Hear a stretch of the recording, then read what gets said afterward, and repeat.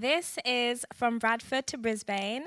In today's session, we are going to be talking about how to harness the power of the 3Cs to connect with hard-to-reach audiences locally and globally.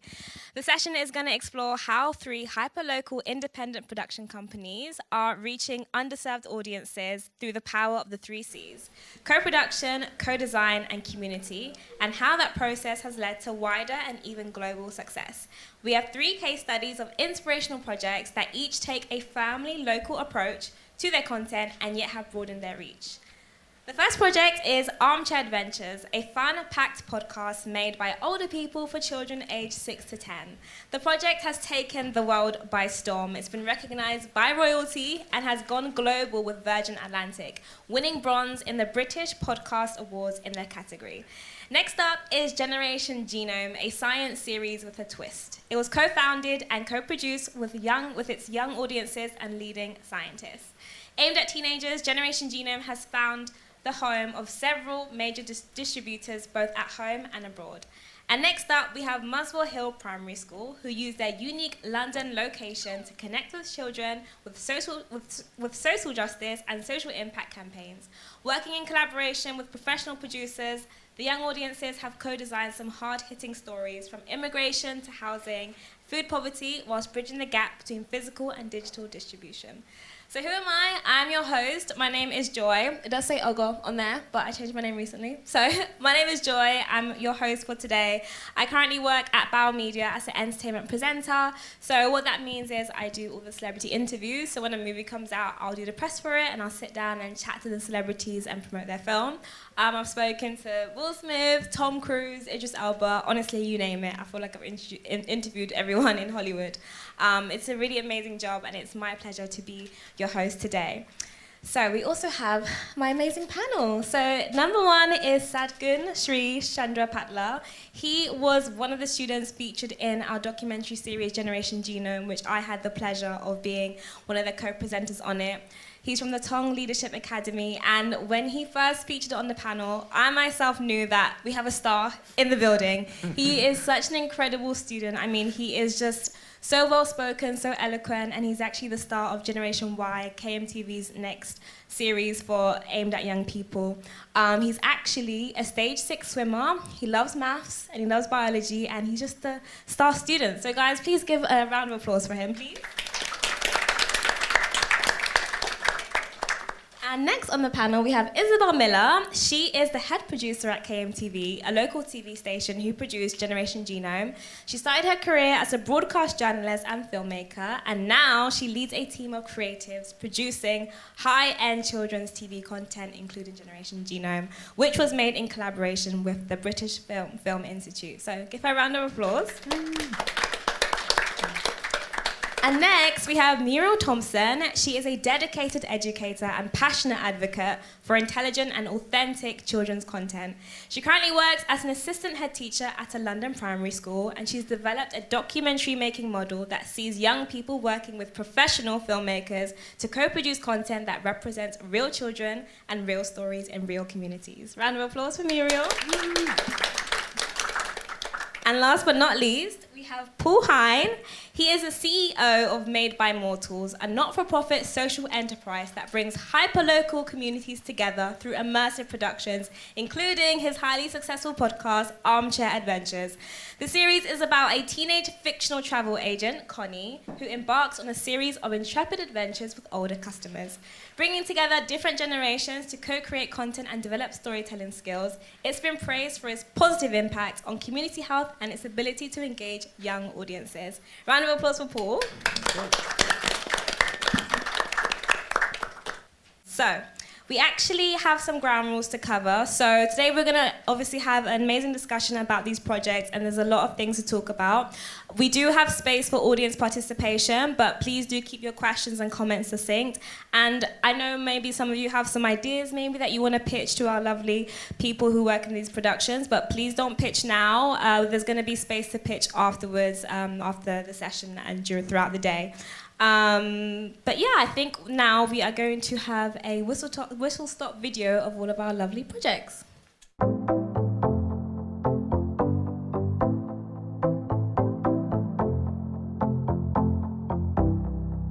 We all ready to go? Yeah. Let's go for it.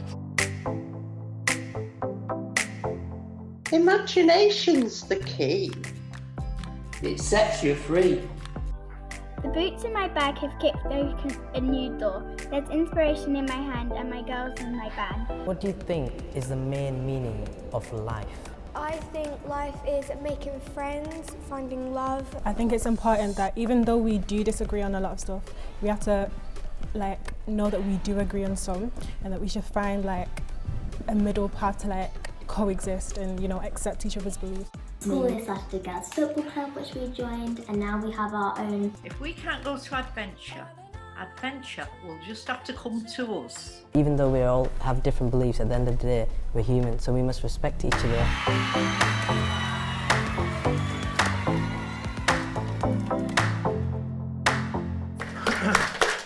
Congratulations to everyone involved in the work in all of those projects. It was absolutely so inspiring to see.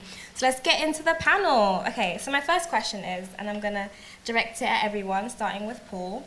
What does it mean to co-produce or co-create community projects with young, underserved audiences, starting with Paul? Well, ours is a children's podcast called Armchair Adventures, made by older people, but containing the voices of local children as well. And in order to achieve that, we put on regular workshop activities for people in the community and have a schools programme alongside what we create. And for us, it's all about a sliding scale of participation. And I guess what that means is making sure that the process of creating it is as accessible as possible for people, that people can engage in different ways, that people can work to the best of their abilities and get the most fun out of the process. We really invest in people and think about how we can form reciprocal relationships. So how can people come invest in us and how they can get something out of that at the same time. That's really important. And also finally, what makes it so special is it's an opportunity for us to invest in our community through creating armchair adventures. And that is about building skills in storytelling, it's about health and well-being, and it's about bringing the generations together, which doesn't happen enough in my view. Muriel? So I work with 10 and 11-year-olds who produce their own documentaries, and what I think is so lovely to see is that we hear their voice and what they want for their world, and you get their vision, and it's very authentic, going into the mind of a child and trying to work out the things that are interesting to them, whether that's different disabilities or feeling that actually girls don't get to play football at this school, and seeing that they produce films for children who watch it and can resonate with what's going on in the world around them.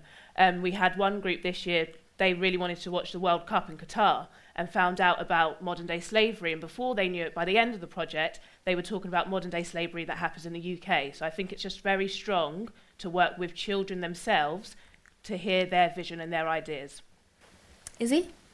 Yeah, so Generation Genome and our newest series, Generation Y, which isn't out just yet, but it's in the final stage of editing. It's very exciting. So the format's 24 minutes. The first 12 minutes is a documentary, and then the second 12 minutes is like a panel discussion. So that first 12 minutes, it's all about, hearing the stories and young people hearing from themselves. And then the panel discussion, we actually go into schools themselves. We have a panel of experts who get to dive into topics and make, world-leading research accessible to young people. And then we get the young people on stage, which Sadgun, you were one of those people, and then you presented it for the latest series. We hear all about what they thought about the world-leading experts and, their own opinions and their own feelings. And I think it's just putting them in the centre of the conversation and some of those hard conversations that we might not have at schools. Sadgun, you are the star of Generation Y. So what did that mean to you to be part of that co-creation, co-production process? It was my first time being in front of cameras and first time being on TV. And it was a wonderful opportunity that I got from my school, and I think I'm still proud of it and still very happy about every single moment I spent in Generation Y. It's not because of me getting an opportunity and being on TV, it's because I got an opportunity to travel all across the UK, meet loads of people, have so much fun time with the crew. It's like whenever I interview someone, I learn something new from them, even if they're the same age as me, older than me, younger than me. There's always something to learn from a different person, and that's what I found really interesting, working with different people. I think Sadgan's participation in that, I guess, shows how successful these formats can be. You've gone on this journey, you've had this new experience, new opportunity, new career path. So Izzy, Paul and Muriel, how successful have these formats been from your perspective? Do you want me to start, Joy? Yeah, definitely. Yeah, it started in the pandemic, Armchair Adventures. Before then, we were creating musical theatre shows with older people and taking them into primary schools, which was brilliant, but you couldn't do it in a global pandemic. So we discovered podcasting and started Armchair Adventures, managed to get all of our 40 or so over 65s on Zoom, some of which didn't have Wi-Fi, so they were ringing up on a landline and we were working on them that way. So all the first 3 or 4 are all recorded remotely using Zoom as the platform for us, and it's been going ever since. We just went over 100,000 listens. We're getting around 10,000 a month at the moment, which puts us well in the top 1% of podcasts in the UK. That's amazing. Can we just clap for that? That's incredible. Thank you very much. That is amazing. Yeah, and I suppose we've won several awards and stuff like that, and that's been all great. But right from the early days, we've liked to track the well-being and the impact our project's been having on the people who take part, both the kids and the older people. We're lucky enough to work with a couple of universities to support that now, but consistently we're finding the work that we're doing is impacting on people's feelings of loneliness, impacting on improving their well-being, loads of outcomes like that we're able to evidence and track with our work. And where we're based in Tameside in Greater Manchester, the Office of National Statistics say it's the loneliest place in the northwest. I'm not quite sure how they work that out, but that's what they said. And so that work is really, really important to us. So of all the successes, in a way, that's kind of my favourite, I guess. Yeah, and I guess COVID was also a catalyst for my school to begin this project. All the children were in isolation, and I was talking to a parent who is a documentary film lecturer, and she spoke about documentaries. I said, wouldn't it be a great idea for all the children to make one? And one of the things that we always stick to is the children were very isolated. They hadn't played with their friends, they hadn't been in a classroom environment. So when we went back to school, we ensured that they picked groups based on friendships and based on things that they were passionate about. So the documentaries are an amazing outcome, but for us, it's very much the collaboration skills they gain, the real life skills that they gain. It's not them writing in a book for me. It's an actual genuine documentary that is screened for community and sent across, the world. We had, they get interviewed with loads of experts and things like that. So I think the impact almost speaks for itself and is immeasurable. Parents, lecturers at university, children, and I think we have some who will speak in one of the videos, have shown that the impact is immeasurable.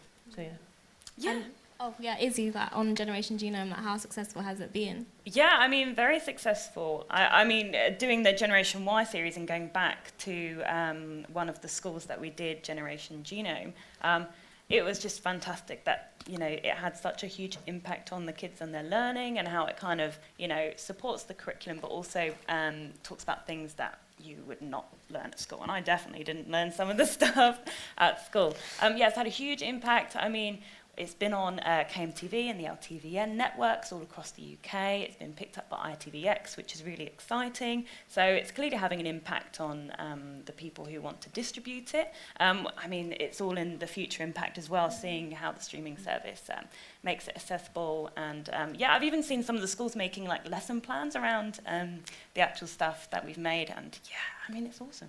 I find that so cool because obviously presenting it, I was reading the material, I was I wish I could have this in school. So to think that it's going to impact children's education, I'm happy for them. I wish I had something like this to watch during my lessons in school. So I love that for KMTV and Generation Genome.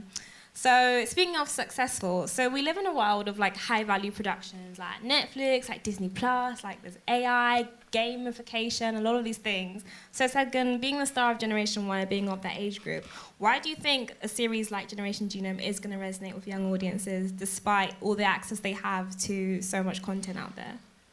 I think it's because it has a clear message, and then it has a clear motivation and an intention that it wants to reach across to the audience. And it also because like these topics that we clearly don't learn in school, and it's something that's really interesting and it's easily picked up by me and my friends. So if we talk about something that we don't learn in school, we usually have a conversation at break and lunch for at least 30 to 40 minutes, or it goes on for a week or two, because it's just because it's fascinating and we go home and research and find out more about it. And the fact that we're able to turn it into a video with proper facts, statistics and knowledge from other people and famous scientists just means that it can reach broader audience and make it more interesting, and that's why many people would like to watch it, especially young audience. And Paul, I want to direct that question to you. I mean, podcasting is huge. There's so much competition out there, but yet your content is resonating with all of these people. Why do you think that is? Well, it's authentic. I think we work with our community to create the work. So it's no surprise that they see themselves in it. They recognise themselves in it. The people who make it are diverse, and the people who listen to it are diverse. The stories are fun and interesting and engaging. And podcasting is all about creating a community around the work, and we try and do that physically in person with events and art exhibitions and school programs and workshops, and also we're doing it digitally in places all over the world. So yeah, I think. And is it because it's so diverse? You think that's why it's also having that global reach as well? I think so. Yeah. We work with lots of. It's a real diverse area that we're in. So we work with lots of different communities in that area, telling different stories and engaging people's imaginations. And I think that resonates. And we're charting #1 in Singapore and Pakistan and all kinds of places at different points. So it's great to think that people in these countries are tuning in and listening to the work we're making in a small place in Greater Manchester, that you probably never heard of. So it's good. That is so amazing. So now we are going to show you a quick roundup of Generation Genome.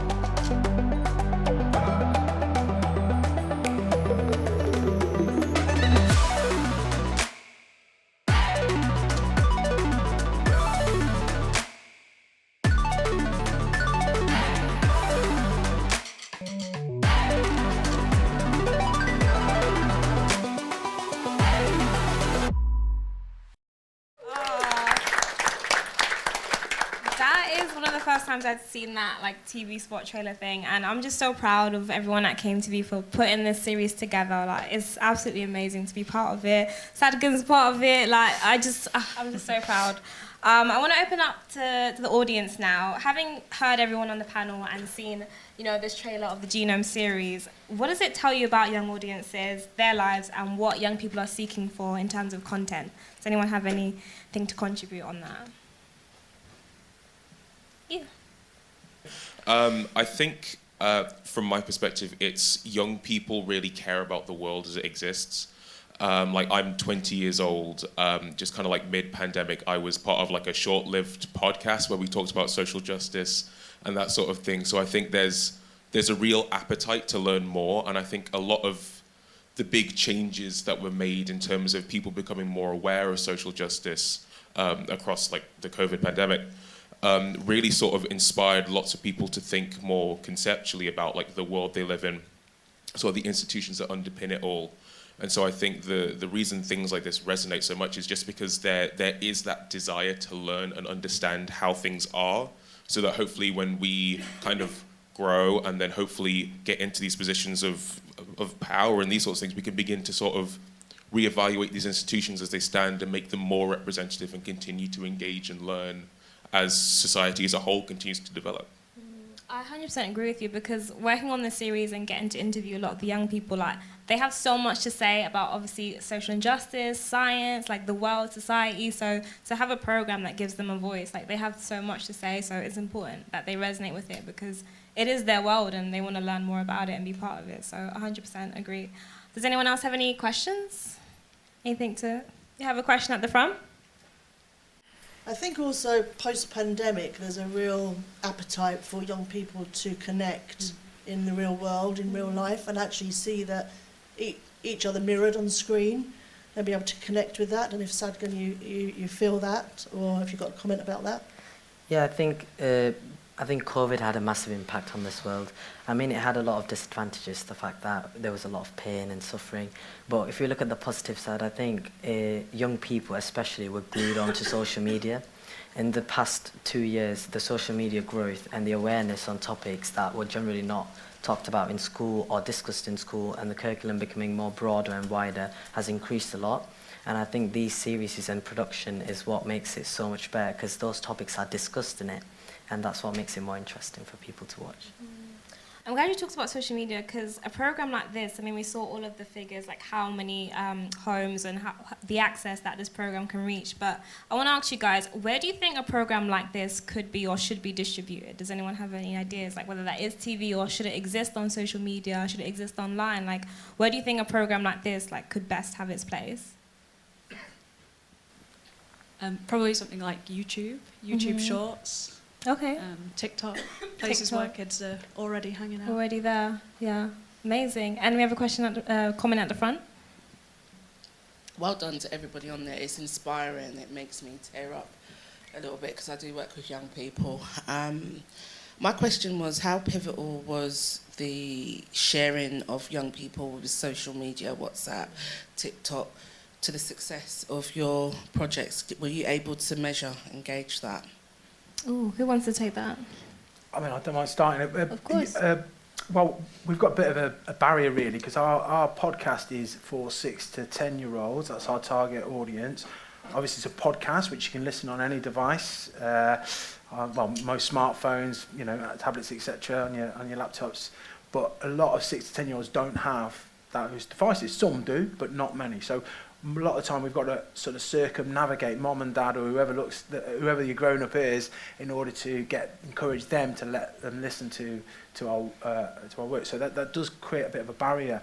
One of the ways we've get around that is by in-person events and sort of trying to convert in-person audiences into digital audiences. That's really successful, because it kind of grows your audience globally as well, because there's lots of rates, reviews, engagements that we've generated through an in-person approach that then has a knock-on to your global audience. So you're coming up through the algorithms, etc., etc. So that's been really successful.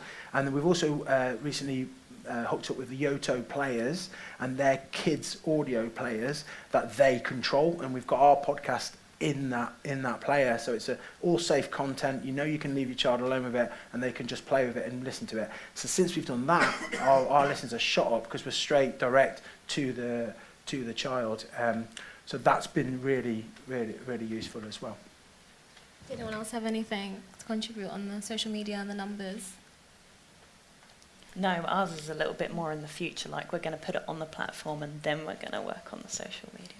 And I think we're quite lucky because it is part of our school curriculum. So we have avenues where it's being spread across, but because the children reach out and parents support us as well, we're to different experts and professionals, that then goes across to them. And we've been on different people's Twitter, or they've sent us videos through. So we do engage in social media, but it's part of our curriculum. So there's an avenue there already. Does that make sense?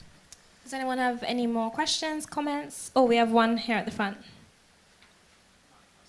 Yeah, I think I've been very lucky to be in a school where we were able to, the first year that we did it, we were able to be creative because of COVID, and it was almost like, oh, it's not on curriculum, that's fine. But then we saw that in our computing curriculum, they make a film.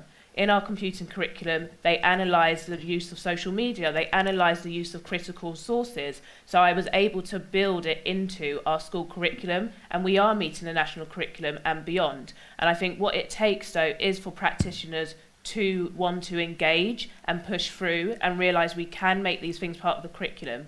You know, obviously as a teacher who's been in the industry for about 10 years, hearing a lot of, oh, we don't teach these things at school. We're a rights respecting school that we do push to teach these things. And I think often people don't realise schools have changed. I'm not saying that it's, you know, completely perfect, but there is a big push for schools to be doing PSHE and teaching these things. And even when we're talking about social media, there's a kind of dangerous side to it as well, where through these projects you can teach children the skills of being able to be critical when they look at things on social media, because we have a world where everyone wants to be stimulated so quickly, but what do you know is critically correct or wrong? Because I see something on a TikTok, does that mean it's true? So there's a room for these type of projects to really teach children the skills they need, because they're exposed to this stuff a lot earlier and don't have the emotional intelligence to understand it properly. So there's room for it, but you need to have a lead to ensure that they see it can be part of the curriculum. Thank you so much for your question. We are now going to have a mashup video of Armchair Adventures. Armchair Adventures is a children's podcast made by older people. It's hosted by a fictional character called Connie, who's a teenage travel agent, who together with her customers, all of which are played by over 60s here in our community, take the listener on a journey of the imagination brought to life by joining at home music, movement, drama and song. I'm obviously getting a decent age now, but I find that things like Armchair Adventures is one of the main things that keeps me nice and young and hopefully quite happy. The thing that I like about Armchair Adventures is where you get to explore your imagination. It gives me a chance to take out my imagination and rewind it 60 or so years back to my childhood and just see what happens. I'm not a creative person, but somehow the threads get pulled out of my head and I just always leave with an uplifted soul. The project started in the pandemic as a way of improving health and well-being by bringing the generations together to share their imaginations, a mission that continues to this day. It takes me to a happy place, away from all the trials and tribulations of everyday life. I like the fact that it's intergenerational and older people can work with younger people, keeping us young at heart. I liked making my own adventure with the older people. I enjoy working with the children. They have fantastic imaginations and a great sense of humour. I really like joining in the joining bit. We've had loads of success so far. We've had over 100,000 listens worldwide. We charted number 6 in Stories for Kids, Apple Podcasts in the UK charts. Number 1 in places like Singapore, Indonesia, Trinidad and Tobago, and number 2 in Ukraine. We've won a number of awards, we've had recommendations from different people and organisations, and we've developed support through promotion with a number of leading businesses. We are now going to take an in-person approach to developing a digital audience. I really liked making up our own adventure at the workshop. It's given me a newfound confidence that I didn't know I had. We always enjoy ourselves, especially because we work with the children and they're lovely to work with. Watching the children's faces when they go out, because they absolutely love them. We love Armchair Adventures.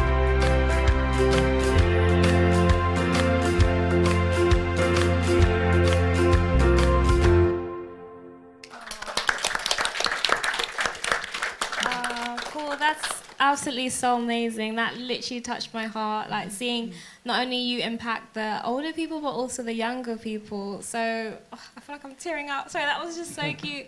What would you say have you seen like the biggest impact on the young people that you worked with, or the young people that has impacted this podcast? I guess it's those, reciprocal relationships. There's not enough culture or not enough drama or music going on in schools at the moment. And the older people are providing that for the children that we work with. They're all volunteers, and they love it. And equally, the experience of the older people is that they build their storytelling skills, but they also their mental health and their well-being increases by engaging with the children. And it's a participatory process to make the product, and we try as best as we can to make the actual episodes participatory as well. So there's loads of joining music and song and movement, so even the listener comes on that journey with us, so the whole thing feels like this community owned piece. Even, you know, if you're listening to it, you're taking part in it. If you're one of the older people, you're making it. If you're one of the children, you're helping develop it, and their voices are in it as well. And that feeling of community cohesion is central to what we're trying to achieve, I guess. I'm going to throw a curveball here, but I'm just a sucker for a good story. Okay. Have you ever received like a comment or an email that literally just touched all of your hearts at your team and thought, oh my God, like, this is why we do what we do? Well, yeah, with loads. We get loads of messages like that, and I think, you know, some of the older people we work with, when you're in your 70s, you know, you've got some health conditions, especially in the 80s. We've got one fellow in his 90s. We're doing a show at the moment about people's experience of primary school and transitioning from year 6 to high school. So that's the theme of the piece. And this guy was talking about being an evacuee in World War II and his experience of primary school, turning up and having a bomb in his playground, a great big crater. I mean, what a wealth of knowledge and experience to share.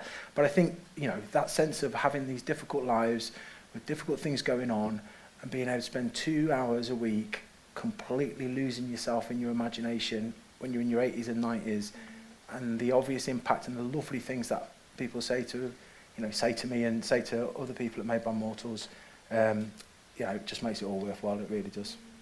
And Muriel, for you, like, what has been the impact that you've seen on the young people as they've, you know, engaged and created these projects that you've worked on? So we're in our 3rd year, and I think we still have, so even because it's a school, I have certain siblings who maybe did it 2 years ago, and their siblings coming in like, oh yes, it's the year we're doing documentaries, and being able to see that they're still talking, for example, 2 years ago about fast fashion, or that year when we did that for their disco, all of the children, not me saying it, started going to charity shops and stuff because they went through this process of hearing 3 children in their class researching and talking about fast fashion, or just, you know, having the parent come back and be like, so you are definitely still doing this, and talking about the skills that their children have learnt from it. So they screened all of their films we did it in a cinema this year, and we had 200 guests come, and at the end they do a Q&A, and it's very much the children stand up, take questions, talk, and just their parents seeing their children articulate all of the learning that has been going on when they hear about documentaries, you know, what are the children actually doing? They are literally producing, editing, researching, doing all of it themselves, with some guidance obviously, but I think it's just seeing it happen and seeing the fact that it's built up this reputation and it has gone beyond just our school is the impact in itself. So yeah. Nasad, I want to ask you about the impact Generation Y has had on you, but before you do, I worked on Generation Genome, the series before Generation Y, and working on this series had an impact on me because not only was it my first TV job, but I got to meet and interview a lot of young people, some with genetic diseases, and I literally would leave set or leave the day just so inspired, knowing that, you know, they are suffering with these conditions, but they're still trying to live, you know, the life to the full. We had this one girl, Lily, I believe her name was, and she had cystic fibrosis, but yet she was running a half marathon. I literally was like, you're amazing. So it was just so nice to meet young people who I probably would not have met had I not been assigned to this project. So that's how the series impacted me, learning and meeting these amazing people. So how did it impact you?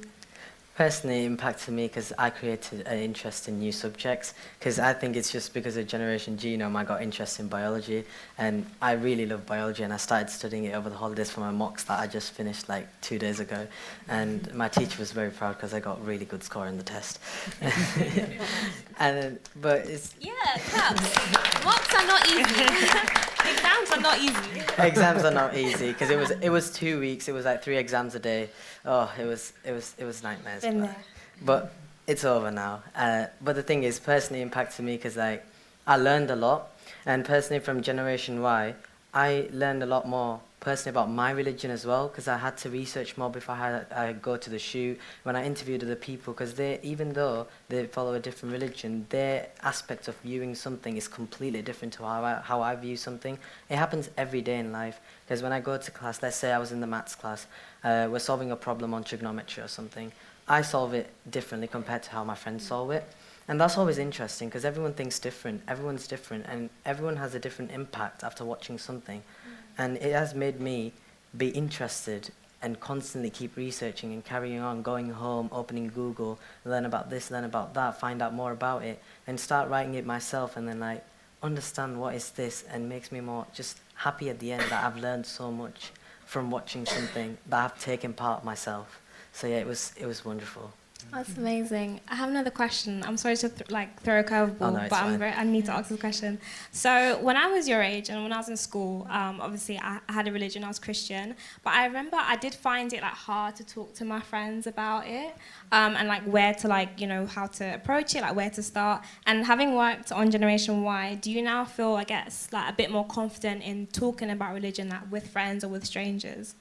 Definitely, because now in our school as well, our school is very diverse. My friends are we follow all different religions. I follow Hinduism, some of my friends follow Christianity, some are Muslims, some are Sikhs, but we just feel normal. It just feels normal to talk about religion, because some of my friends celebrate Eid, some celebrate Christmas, I celebrate Diwali, and then whenever it's our festival, we wish each other, we just say oh, you're going on a holiday, enjoy your festival, okay, and then next day we come back and okay, what you're doing about it, is there something that I need to know that's really interesting? And nowadays, I don't even have to feel shy about it, because my friends respect it, I respect them back, and it's created an environment where I learn more about it, and I think it's just more diverse now, so that's just fabulous.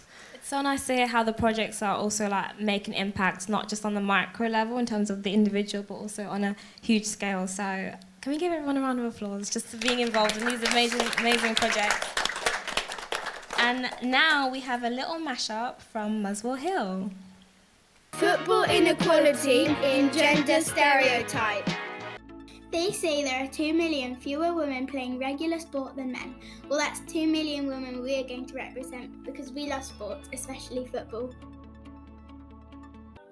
The boots in my bag have kicked open a new door. There's inspiration in my hand and my girls in my band. Football is family, football is escaping, football is laughter, freedom, dance and song. Now breathe. Count 1, 2, 3.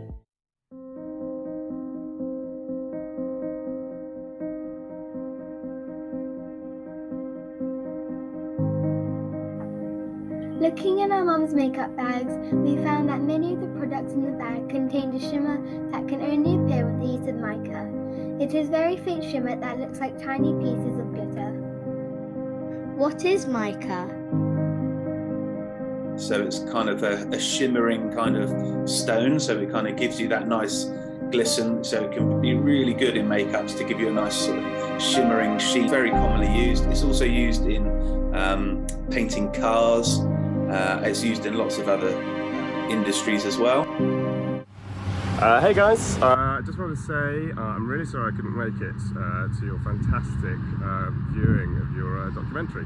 I really wanted to be there. Unfortunately, I'm in Ukraine at the moment with my colleagues, but I just wanted to say really well done. It was really, really amazing, and I'm really proud of what you've done. It's really impressive. I've got a couple of colleagues with me here. We've got Alex Crawford, she's kind of a big deal, and Artem, a local Ukrainian journalist, seeing your film. Thought it was absolutely amazing. Well done, you guys. Really impressed that you're so interested in it, that you're doing so much to raise awareness about it. It's all really, really good. Yeah, and it was like a professional editing. We're so proud of you guys. Well done. Yeah, well done. So from one group of journalists to another, keep up the good work. Keep going. Keep going, guys. Bye. That's amazing. Oh, Muriel, that's so beautiful. I just love how the kids are involved in storytelling. Storytelling is absolutely so powerful, and it keeps kids, I guess, curious and informed about the world. So well done to your kids. That's absolutely amazing. Thank you, and I think storytelling is at the heart of it. That's what pulls anyone in just as humans. And I think also these topics can almost be scary. The real world is scary to children. So to be able to firstly find out their passions and they lead it and research things they're interested in and get to an end product where, you know, we always start with kind of, okay, so let's introduce the topic. What's the problem? How do we solve it? What's the solution? And then learning that actually some of these things there isn't a solution. It may be more questions. It may be just informing people, and realising that they are an agent of change suddenly takes those things that are quite scary to be, okay, these things happen in the world, but actually we can take steps to make change, or to just let other people be aware. And I remember one interviewer kind of said, well, actually, let's turn it back on you. What do you think? Because all these decisions are being made by adults who will not live in this world when you are older. So again, just allowing them to see, okay, things are going on in this world that sometimes we're sheltered from, but we can do something, is a very powerful message for an 11-year-old to have before they go into secondary school. With the kids working on these projects, have any of them like expressed like different like career interests? Like, I want to be this when I'm older, or I want to go into film, or I want to be a MP, or like have any of them? What did they say? Well, I think it was really interesting what Jake Brisson said at the end there, because at school we had, like, in every room we kind of say, we are mathematicians, we are authors. This is something where they genuinely, he called them journalists. You know, they realised, oh wait, I could actually do this profession, or I could actually edit. Some of the children at first like, no, don't show me this editing platform, I've got CapCut. And then they're like, oh wait, I can use this more professional device that allows me to do this. Or when they slowly, we tell them about what's a producer, what's an editor, what's a director, and slowly they start to realise that some of them are more aligned with different roles, and you don't have to be in a classroom where everyone is writing something at the same time. It could be, I've gone away and I'm editing this piece, I'm going here, then actually sometimes we all need to come together. So I think, yes, they definitely have unlocked things that they didn't realise they had inside them, and whether that's the kind of editing, computing side, or more the I can articulate myself, the oracy of it, or I've just found a really keen interest in animals and animal testing, and when I'm older, I think I want to go into that. I've definitely heard children say those things. Every single one of you on the panel is changing lives, and I find that so fascinating. So thank you so much. I'm going to open it up to the audience now. Having met the panel and heard a bit about what they have to say, and seen, the mashups of the projects, how do you guys think that these types of programs are funded? Does anyone have any idea like where the funding comes from? No one? It's a mashup, just like your edits. It's a mashup. What do you mean by that? Sorry. Bits of money from different places. Mm-hmm. You're all very clever getting it all together. And did you have something to say, Jill? Yeah, it's more about where it should be, how it should be funded. How it should be funded. And should there be... Oh, sorry. Yeah, thanks. It's like, should productions like this, is it incumbent on public service broadcasters to be funding this type of quality content that's been authenticated? I know everybody's talking about social media, but do PSBs have a responsibility for funding this? I see. Okay, yeah. So, how do you guys think these programs should be funded? Should it be public service broadcasters? Like, where do you think the money should come from, if you have anything to say on that? You have a question at the back? Hello, I'm Mark from Fudge Animation. This isn't so much a question, more of an idea. I'm ex-corporate, new to this industry. And the funding for the projects I've just seen, and by the way, congratulations to all of you, amazing. You're truly amazing and inspiring. But companies, I used to be a managing director with a budget to spend on this stuff, and nobody asked for it. So I just encourage you to go and ask the companies for it. They'll pay. You put their name on something as inspiring as you've produced, easily, because they spend money on lots of other things within their own diversity agendas, or within their own public agendas. And one of the things that is very important that's coming down the pipeline for all of them is this B Corp, and they have to be able to publicly demonstrate that they have an agenda for the well-being of the planet. Well, your projects all fit that perfectly, and they will fund it. Just go and ask them. Is there anything they're looking for in particular, or it's just a case of just presenting like, this is what we've created, this is the impact it's going to have, and that's going to make them more inclined to fund it? I think the give you an answer that's useful. I think the very fact that you're doing something serves their selfish agenda, whilst they might pretend it's not a selfish agenda. You know in advance they have an objective that they must meet, and it will soon become law. It's not yet, it's very voluntary. But people like PepsiCo, Mars, Kellogg's, these people have an agenda. They must, within their own rules that they write for themselves, be seen by their shareholders to be interested in the kind of things you're doing. But if they're not asked for the money, they'll find other ways to spend it. So I would encourage you, get onto the PLCs, get onto the FTSE 100s, and they'll give you money. They genuinely will. Thank you so much for that comment. We've got another one. 2 rows down. Oh, this lady was first, if we go to her first. There's also a range of trusts and foundations in different areas that fund this kind of thing. And in each local area, there's like organisations where lots of philanthropists and lots of companies with social agendas put money in there. I'm in the Kirklees area. It's called One Community in our area, but it's got different names in different places. So there's like an umbrella body that processes money from different well-meaning people. So make sure you check out all of those. And there's lists online of all the trusts and charitable foundations that would just love to support the amazing work you're doing, and well done. And keep your voices nice and loud and clear, and people won't be able to help but give you more resources to carry on your amazing work. So congratulations. Thank you so much. And I hope the government and the council will be funding things, but get me off my political soapbox. But be careful, because the councils are all quite broke, so there's some tricky times ahead with that. But people are after good news. People want positivity. People want to see that there's hope. People want young people to be powerful, positive and amazing. So keep doing your good stuff. Well done. Thank you so much. We have one more comment. Yeah. So sorry, it's probably hard to see me at the back. So here I am, Hi. Winsome Duncan, very inspired. So to answer your question first, so the gentleman was saying about CSR, so corporate social responsibility is a great way to access these major corporates for the funding seeds. You can write to them directly or go to their foundations. That's really quite key. This question is for Paul. I saw already you had a plethora of funders at the end, BFI being one of them.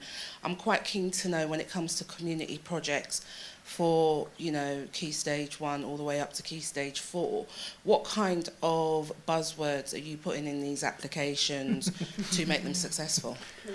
That's a great question, thank you. I can't give you a really easy answer to that, I suppose, but I think you need to be value driven, really think about what it is you're doing, why you're doing it, and start, it has to be something there that people can buy into. And we were talking about the importance earlier of having like something that tells your story, and so people can buy into it and they understand what it is. And people invest money in you because of what they feel and what they think and what they want, not what you're doing. So it's capturing that is really important. We're social enterprise, Made by Mortals is a not-for-profit organisation, or rather the profit has to be invested into the community. So we're lucky enough. The benefit of that is that we can raise funds from lots of different trusts, foundations, etc. But this is season 4 of Armchair Adventures now in September. For the first time ever, we're going to have a paid-for subscription fan club that people can join in. We're going to start reaching out, like I think it was Mark was saying, to businesses for sponsorship and advertising. But you have to kind of be somewhere before you can do that, really, and develop a bit of an audience and develop a bit of a brand, if you like. So we feel like we're at that point now. We've also got a TV show idea on our slate that we're trying to develop within that Armchair Adventures world for the same age group, using some of the magic. And we're lucky enough to have a more profitable side of our business. We work with a lot of universities, supporting them to work with disadvantaged communities to bring the research and their experience to life, using the arts, using film, using audio, etc., using theatre. And that's quite profitable, so it helps us to bankroll, to a certain degree, Armchair Adventures as well. yeah, I hope some of that. It feels like you've also done a lot around marketing and branding. So the film that you already had produced, and almost we're saying all of this storytelling work. So if you have a package, instead of saying we've got this, we need funding, and someone can just click and watch it, that's the world we're in, then they go, oh wow, we can lock into this, we can provide funds for it, is what I've gained from seeing your stuff. And I guess it's having your own narrative and how you do things and being able to use that to help somebody else get what they need as well. Like the Arts Council, we get loads of funding from the Arts Council, and we get it because we do the work that they want to see happen, if that makes sense. I've got one final quick tip. I can't believe I forgot this. I found this out by a very strong funder, bid writer. So look for companies that are doing what you're doing, but doing it on a bigger scale. And then go to HMRC website, because it's a public record, and look at their accounts, and then you'll see a list of all the people that are funded, included core unrestricted funding as well, that you might not necessarily know how to look for online. That's a great way of you continuing the fabulous work that you're doing. Thank you so much. Thank you. Did we have another question at the front? Oh, we'll go to you first, because I don't want you to forget your question. Yeah, again, it is all incredibly phenomenal stuff, and I know that when I was younger in primary school, I was kind of making videos off my own back because there wasn't a whole lot in the schools I went to, not as an indictment on the schools or anything, but it's just the priorities were always elsewhere. So to see a priority put on journalism, media production, that sort of thing, it's very cool to see sort of new enterprises coming in, and it's creating stuff to embed within schools is something that I'd like to do as well, going on to have a career and stuff.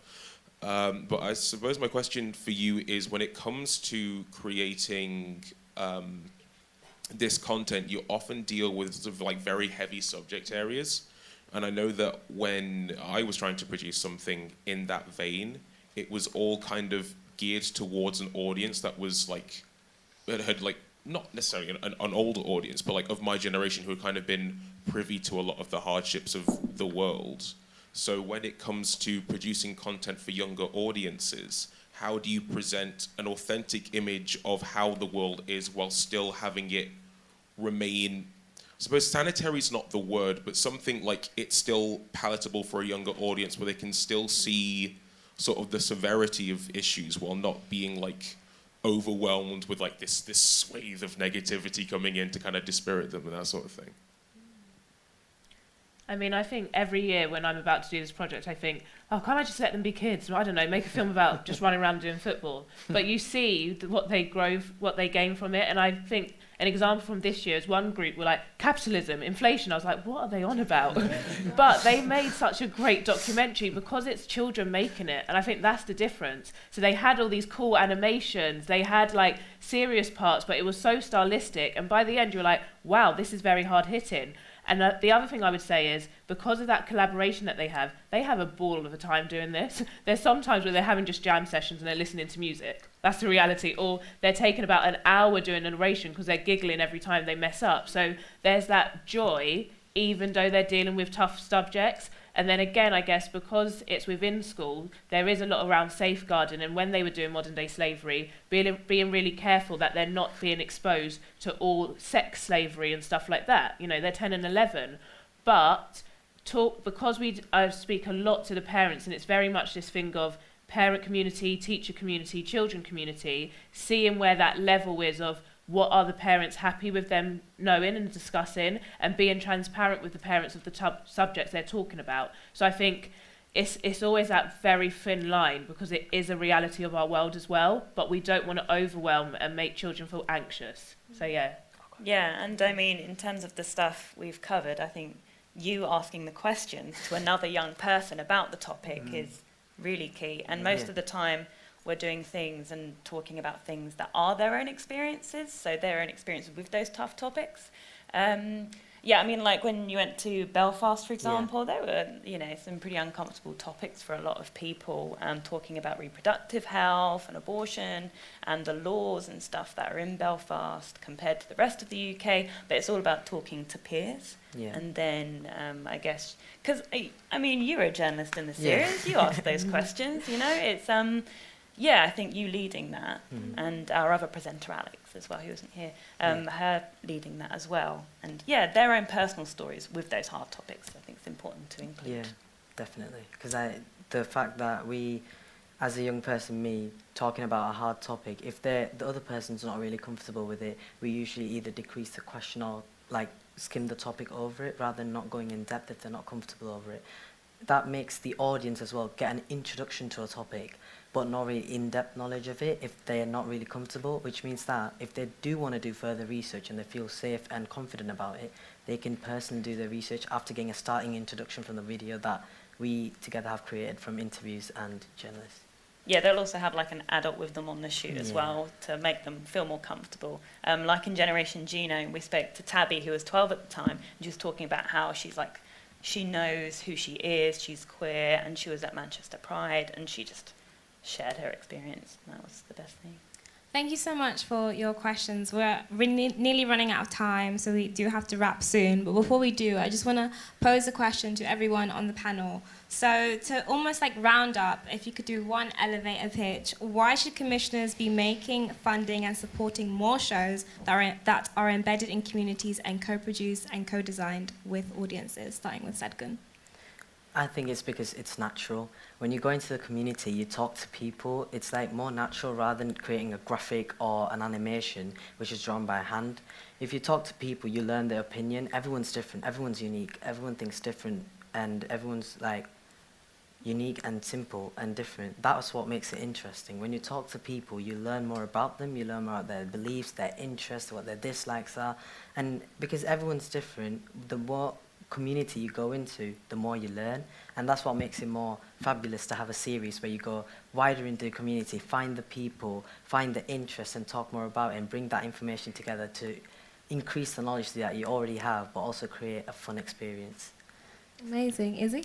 Yeah, I think public service broadcasters and public service channels like KMTV and LTVN, I think it's just a duty to provide that public service. It's in the name.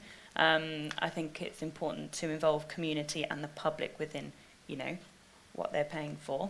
And I mean, for example, our funding, it comes from KMTV, University of Kent, and the tax credit that children's TV gets. But it's that other 50% that's missing, and I think it's just vital to support us to make these amazing projects that we're doing. I think human nature is to want to listen and be absorbed by stories. So these storytelling projects are so important. So we need to have real people telling them. And then I think, my plug would be, this should be part of the curriculum. And there definitely is a way in which it can. So we need those funding because our world is running sky high fast with technology. If you came to my school, you would think it was 100 years behind. Why don't we have the same technology? Our children need it. They need to learn these things because that's the real world they're going to be in, and will allow them to become adults in our world. So I think it's about creating content, creating productions as a way as investing in communities, so bringing the community with you at the same time, investing in their skills, their health and their well-being, bringing people together. I think that's probably what's so special about it, while ensuring that your content is high quality, that it's got diverse voices in it, that it's relevant to those communities, and it doesn't take much. It's just a slight shift in focus and thinking about people's experience and ensuring that what you're offering is an accessible thing to take part in, and you can have a quality process and a quality outcome. It is possible. It just takes a little bit of thought and a bit of a shift in maybe how you would approach it. Thank you so much to our lovely panel. Please could you give them a round of applause? Thank you so much for your words.